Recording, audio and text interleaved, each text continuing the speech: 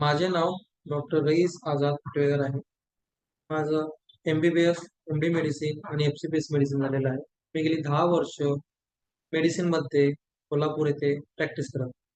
आज मी तुम्हाला पायाची सूज आणि क्रोनिक किडनी डिसीज म्हणजे किडनीच्या आजाराची लक्षणं, कारणं, उपचार या संदर्भात थोडी माहिती देणार आहे. पायांना येणारी सूज आणि तीव्र स्वरूपाचा मूत्रपिंडाचा आजार किंवा क्रोनिक किडनी डिसीज या विषयावरील आजच्या सत्रात आपले स्वागत आहे. आज आपण पायांना येणारी सूज, त्याला पेडोएडिमा असं म्हणतात. म्हणजे काय? त्याची कारणे, त्यांचा सीकेडीशी काय संबंध असतो, म्हणजे व्यवस्थापन करण्याचे उत्तम मार्ग याविषयी अधिक माहिती जाणून घेणार आहोत. सर्वप्रथम पेडोएडिमा म्हणजे काय ते पाहूया. पेडोएडिमा ही एक अशी स्थिती असते ज्यामध्ये पायाच्या खालच्या भागामध्ये आणि तळव्यामध्ये अतिरिक्त द्रव जमा होतो. त्यामध्ये ते सूज येते. ही सूज अनेक कारणामुळे येऊ शकते, जसे हृदयाच्या समस्या, यकृताच्या समस्या, थायरॉइडच्या समस्या, मूत्रपिंडाच्या समस्या किंवा रक्ताच्या गुठळ्या होणे. आपल्या शरीरातील द्रवाचे मुख्य 2 विभाग होतात. आपल्या पेशीच्या आतमध्ये आणि त्यांच्या बाहेर. बाहेरील भागामध्ये पेशीच्या सभोवतालच्या भागाचा आणि रक्तवाहिनीच्या आतील भागाचा समावेश होतो. जेव्हा या भागामध्ये द्रवाच्या वितरणाची समस्या निर्माण होते, तेव्हा इडिमा किंवा सूज येते. बहुतेक वेळा हृदयाच्या समस्या किंवा अधिक द्रवामुळे रक्तवाहिन्यांमध्ये खूप जास्त प्रमाणात दाब निर्माण झाला तर अशी समस्या होऊ शकते. रक्तामध्ये पुरेशा प्रमाणात द्रव राखण्यास मदत करणारे अल्ब्युमिन नावाचे प्रथिन पुरेशा प्रमाणात नसल्यास अशी समस्या देखील निर्माण होऊ शकते.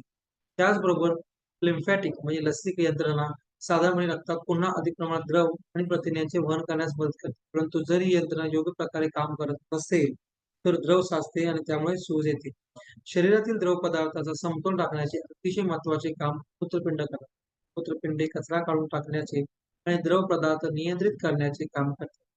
जेव्हा त्यांचे कार्य व्यवस्थित होत नाही, तेव्हा AKI, acute kidney injury, CKD, chronic kidney diseases आणि नेफ्रोटिक सिंड्रोम मध्ये याप्रमाणे दिसून येते. त्याचप्रमाणे द्रव पदार्थ जमा होतो आणि त्यामुळे सूज येते. इडिमा हे CKDचे प्रमुख लक्षण आहे. आता आपण क्लिनिशियन्स इडिमाचे निदान कसे करतात ते पाहू. म्हणजे डॉक्टर कसे निदान करतात ते पाहू. सर्वप्रथम तपशीलवार इतिहास घेतल्यामुळे जोखमीचे घटक निश्चित करण्यास आणि हृदयविकार, मूत्रपिंडाचा आजार यासारखी मूलभूत स्थिती निश्चित करण्यास मदत होते. इडिमा हा सर्वसाधारण स्वरूपाचा किंवा ठराविक ठिकाणाचा असू शकतो. सर्वसाधारण स्वरूपाचा इडिमा या प्रकारात संपूर्ण शरीरावर किंवा मोठ्या भागावर परिणाम होतो. बहुतेक वेळा त्याचा हृदयाचा बिघाड किंवा मूत्रपिंडाचा बिघाड यासारख्या स्थितीशी संबंध असतो. स्थानिक इडिमा या प्रकारामध्ये शरीराच्या फक्त एखाद्या भागावर सूज येते.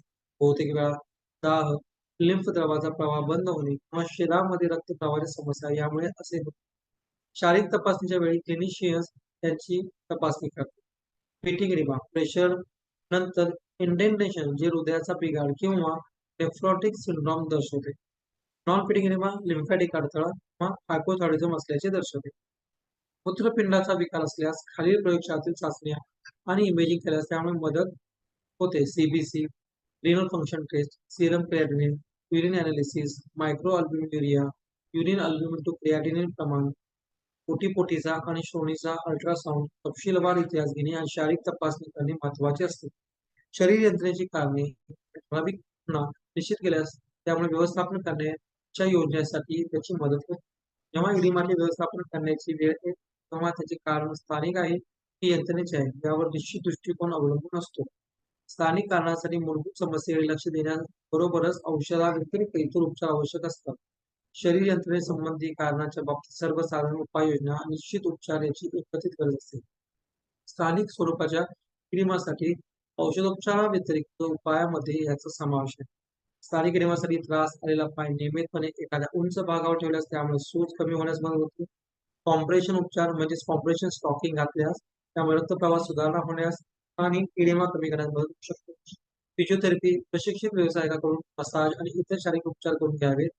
बर्फ लावणे तीव्र स्वरूपाच्या किंवा कंजेस्टेड इडिमासाठी झेलुलायटिसच्या केसमध्ये लस इकडे प्रमाण शरीर यंत्रणेची कारणे असल्यास उपचार द्रवसंचय कमी करण्यावर मूलभूत स्थितीला लक्ष केंद्रित केले जाते. यामध्ये खालील घटनांचा समावेश होऊ शकतो. मिठास प्रतिबंध मिठाचे सेवन कमी केल्यास त्यामुळे द्रवसंचय होण्यास प्रतिबंध केला जातो आणि त्यांच्या अधिक प्रमाणाचे व्यवस्थापन करण्यास मदत.